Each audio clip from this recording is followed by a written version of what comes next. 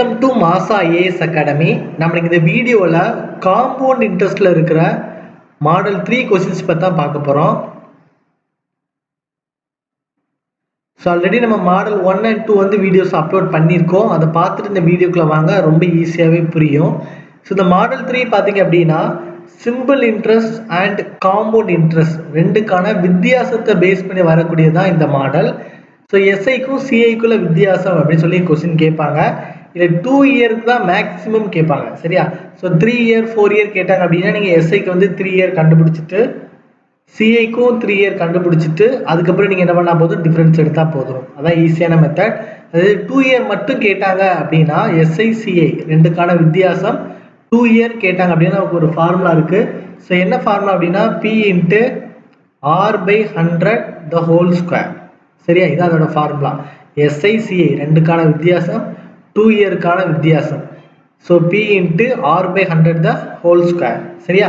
So next பாருங்க, first question பாருங்க. Find the difference between simple interest and compound interest accord on an amount ₹8,000 at 10% per annum for 2 years அப்படின்னு சொல்லி கேட்டிருக்காங்க.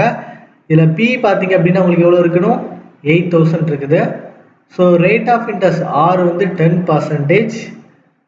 என்ன கேட்டிருக்காங்க, find the difference between simple interest SI and compound interest, சரியா? For 2 years. So 2 years கேட்டாலே நமக்கு formula வந்து என்னது, P × R/100 the whole square, சரியா?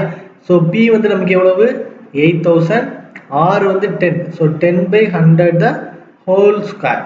ஸோ 0 கட் ஆயிரும். ஸோ இது எப்படி எழுதுவீங்க, 8,000 × 1/10 × 1/10 எழுதுவீங்க. ஸோ இந்த 2 0மே என்ன ஆயிரும், கட் ஆயிரும். ஸோ நமக்கு எவ்வளோ பேலன்ஸ் இருக்கும், 80.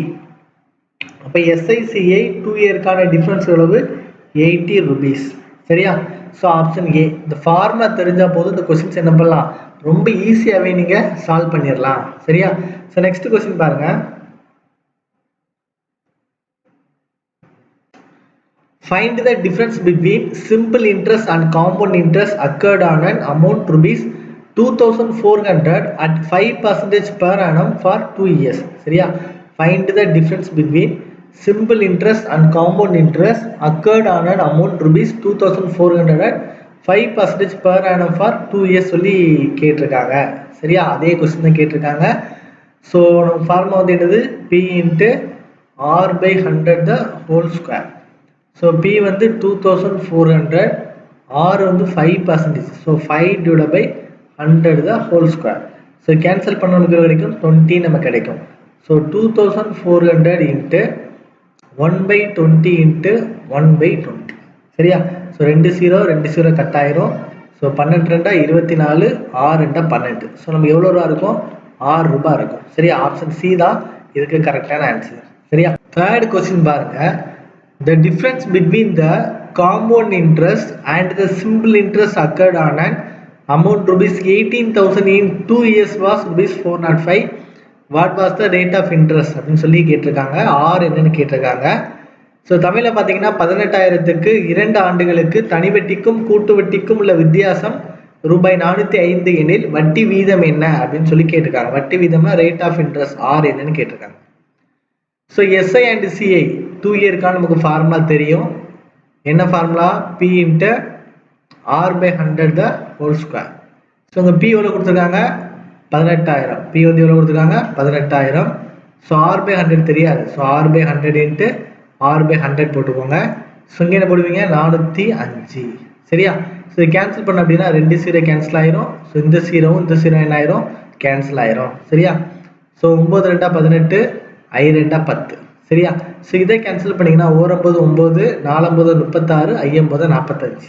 ஸோ நமக்கு என்ன இருக்கும் அப்படின்னா 45 = R²/5 இருக்கும். ஸோ இங்கே மல்டிப்ளை பண்ணோம் அப்படின்னா 225 என்ன இருக்கும், R² இருக்கும். அப்போ ஆரோட வேல்யூ எவ்வளவு, 15², சரியா? அப்போ நமக்கு ஆன்சர் வந்து என்ன கிடைக்கும், 15% கிடைக்கும். ஸோ ரேட் ஆஃப் இன்ட்ரெஸ்ட் நமக்கு என்ன கிடைக்கும், 15% கிடைக்கும், சரியா? ஸோ ஃபோர்த் கொஸ்டின் பாருங்க.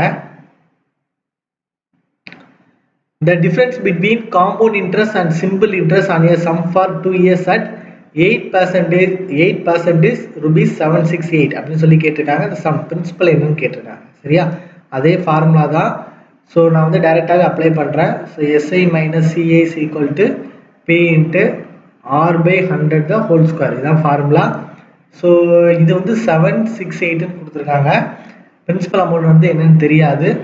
R வந்து 8/100 இன்ட்டு 8/100 நம்ம போட்டுருவோம். கரெக்டாக? ஸோ கேன்சல் பண்ணிக்கோங்க. ஸோ 9 72, மீதி எவ்வளோ இருக்கும்? 48. 6 48. ஸோ 1 8, 2 16. ஸோ அப்போ எக்ஸோட வேல்யூ என்ன இருக்கும்? 12 equal to x divide by இப்படி இருக்கும். சரியா? ஸோ மல்டிப்ளை பண்ணால் நமக்கு எவ்வளோ கிடைக்கும்? 12 lakh கிடைக்கும். சாரி, 1,20,000 கிடைக்கும். ஸோ இதுதான் நமக்கு ஆன்சராக இருக்கும். சரியா? ஸோ 5th கொஸ்டின் பாருங்க. The difference between simple interest and compound interest on rupees P at R% per annum in 2 years. So என்னது ஃபார்மாய் அப்படி என்ன பண்ணியிருக்காங்க? கொஸ்டின் கேட்டிருக்காங்க. சரியா? ஃபார்மாயை அப்படியே கொஸ்டின் கேட்டிருக்காங்க. அப்போ இதுக்கு நமக்கு ஆன்சர் கிடைக்கும் P into R/100 the whole square. சரியா? ஸோ இந்த மாடல் 3 ரொம்ப ஈஸி தான். ஃபார்முலா தெரிஞ்சாலும் நீங்கள் என்ன பண்ணலாம்? ஈஸியாக சால்வ் பண்ணலாம். ஸோ இன்னும் நமக்கு 2 மாடல் இருக்குது, அதுவும் நம்ம சீக்கிரமாக அப்லோட் பண்ணுவோம். ஸோ தொடர்ந்து நம்ம சேனலை என்ன பண்ணுங்கள்? சப்போர்ட் பண்ணுங்கள். தேங்க்யூ ஸோ மச் ஃபார் வாட்சிங்.